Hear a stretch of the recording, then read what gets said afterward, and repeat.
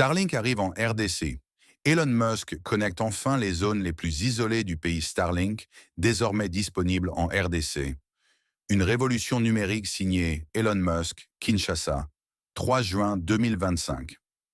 La République démocratique du Congo, RDC, vient d'entrer dans une nouvelle ère numérique. Elon Musk, via son entreprise SpaceX, a officiellement annoncé que Starlink, le service Internet par satellite, est désormais opérationnel sur l'ensemble du territoire congolais.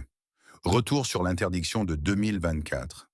En mars 2024, les autorités congolaises, par l'intermédiaire de l'Autorité de régulation de la poste et des télécommunications du Congo, ARPTC, avaient interdit l'usage des équipements Starlink. Les raisons évoquées? Absence de licence officielle pour l'exploitation du service et surtout des préoccupations sécuritaires. Le gouvernement craignait que les groupes armés, comme le M23, puissent utiliser Starlink pour contourner les systèmes de surveillance classiques. Cette décision avait été fortement critiquée par de nombreux citoyens et ONG, estimant qu'elle freinait l'accès à Internet dans les zones rurales et enclavées. Accord trouvé avec le gouvernement congolais.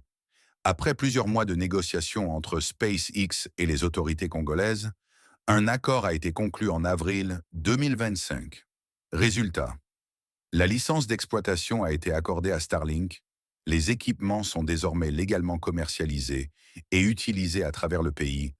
Le blocage de 2024 est officiellement levé.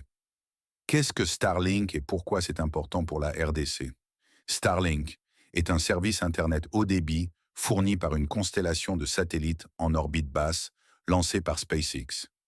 Il permet une connexion rapide et stable, même dans les zones les plus reculées, sans avoir besoin d'infrastructures terrestres coûteuses. Pour la RDC, cela représente un changement de paradigme. Taux de pénétration Internet actuel, environ 30% pour une population de plus de 100 millions d'habitants. Plus de 70% de la population vit dans des zones rurales, souvent sans accès au réseau. Avec Starlink, les écoles, hôpitaux et petites entreprises peuvent accéder à une connexion stable. Les journalistes, ONG et chercheurs peuvent transmettre des données en temps réel, même dans des zones de conflit. Les citoyens isolés peuvent se connecter au reste du monde. Une expansion africaine stratégique. La RDC rejoint ainsi plusieurs pays africains où Starlink est déjà actif.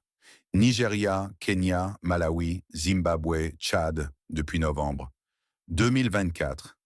Cette implantation s'inscrit dans la stratégie d'Elon Musk d'offrir une couverture Internet globale, particulièrement dans les régions mal desservies ou instables. Prix et disponibilité.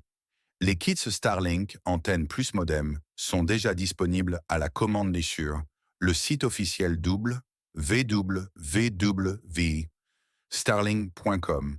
Prix du kit en RDC, environ 600 à 700 dollars américains. Prix susceptible de varier selon le distributeur local. Abonnement mensuel, entre 45 et 65 dollars américains, selon les options. Des discussions sont en cours pour faciliter l'accès à ces équipements, notamment via des subventions ou partenariats publics-privés. Réaction des habitants congolais. C'est une révolution pour nos villages. Je peux désormais enseigner en ligne, là où il n'y avait même pas de réseau téléphonique. Clément Mwamba, enseignant à Bukavu. Le gouvernement doit maintenant veiller à une utilisation équitable et à la sécurité des données. Sylvie Mukendi, analyste en cybersécurité. En conclusion. Le lancement officiel de Starlink en République démocratique du Congo marque un tournant historique dans l'accès à Internet pour des millions de citoyens.